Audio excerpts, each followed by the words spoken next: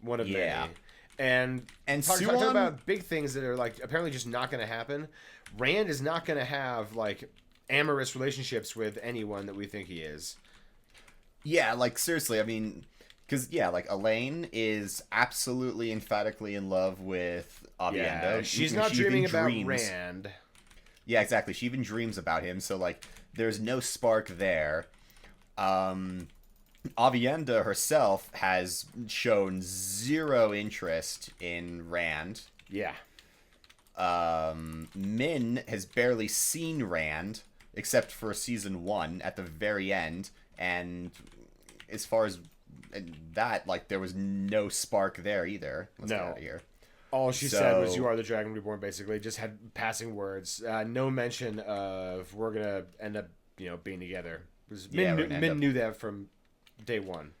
yeah, exactly.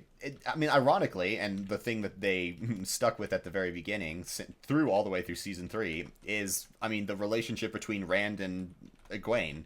And in the books, well, obviously that never goes anywhere, and it is they certainly are not fucking in the Two Rivers No, like that they are never, in the show. That never. No. Yeah, they were good Catholic girls It's and just boys. funny. So, so that definitely never. So yeah. So they bring that relationship way far, and even at the end when she like What? learns that What the flying fool? Yeah, what sons of when bitches? when she like after she learns that Rand is sleeping with Lanfear and shit like that at the very end of the show when Rand is or season I mean when Rand is creating his massive rainstorm that seems to cover the entire world at the end because they keep showing different perspectives and you see the clouds approaching on everyone.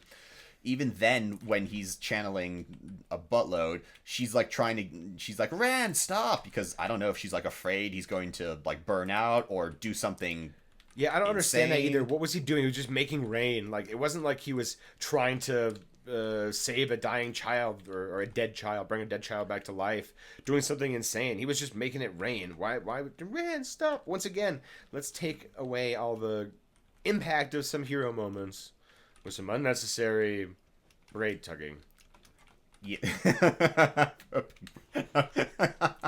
Yeah, unnecessary braid tugging. Yeah, that is Speaking correct of way the saying it. one who tugs her braid, Nynaeve, what did you think about her battle with Liandrin as replacement for her battle with Moghedien and Tanchiko? Um. Ooh. Okay. Well, if we're just doing like a 1-to-1 analogy or analysis, the battle in the books is way better because Nynaeve is trying to sever Moghedien and Moghedien is just trying to shield her, and it sets up a way longer conflict between them, whose payoff is bound to be a lot better than what's going on between Liandrin and Nynaeve.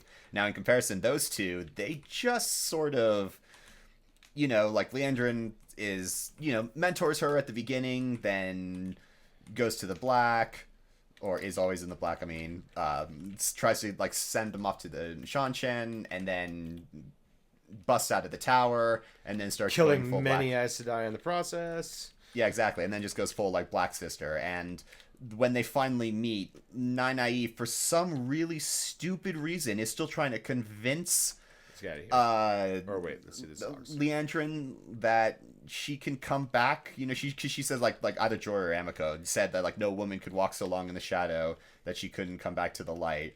And Liandrin's like, oh God, you're actually trying to turn me. Yeah.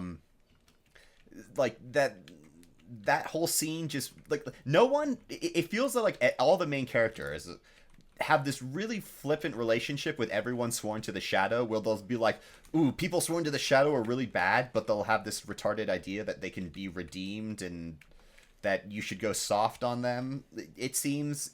Well, that is the religious dogma of the land that, no one can wander so long in the darkness. But as Ingtar kind of proved in the beginning, there's a price to be paid for forswearing your oaths to the Dark One.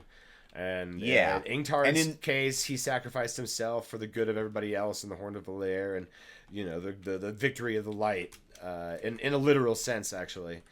Yeah, and that is an emotionally poignant scene, and it's really cool because Rand says, may the last embrace of the mother shelter you and welcome you home. Yep. And then Ingtar, Rand perceives like tension visibly like going out of Ingtar, and then Ingtar, is like, all right, now I can do this. Now I can die with honor. Like Liandrin's and Nynaeve scene doesn't feel as real as it should. It's kind of like it's not even like a real like battle because Liandrin just throws her into the fucking ocean, and then Nynaeve finally breaks her block, which is good because she's had nothing to channel since getting out of the Terengrial, if I remember correctly. Yeah, I mean, so it's been a long. She's failed at trying to cleanse the glass. You never really see her angry enough to channel. She doesn't channel to save Egwene at all. Actually, in the battle for Falma, she's pretty ineffective. Not at all. Yeah, she like can't even Nynaeve. heal Elaine. Yeah, exactly. Elaine is the one that heals Rand instead of Nynaeve being the one to heal Rand. Again, that made zero sense. I didn't understand that. If anyone was going to do, it was going to be Nynaeve. She's already channeled before. She Super Saiyan saved everyone's life when Logain fucked some shit up. Yeah. Yeah, that's just annoying. But yeah, so I agree. It's finally good to have her block removed. And it is in similar fashion, she's underwater and there's some visualization of some sort of, I don't know, like it's not surrender really for her though. It's like visions it's of just her child telling her you can do it. Yeah, so it's positive affirmations from a fictional child. Yeah. Well, whatever works. I'm just happy for Nynaeve, and I'm happy for us as viewers because she's a really, really good character, and it's about bloody time she gets to do something magical. Because the way that they're speedrunning everything like they have to, she's gonna have to start healing stilling and curing madness and shit like that before long. Yeah, definitely. Cleansing side in and all that. Oh yeah, cleansing side in. That's an important part. I did like her, come to Moses moment where she parts the water and walks out. I thought that was kind of humorous.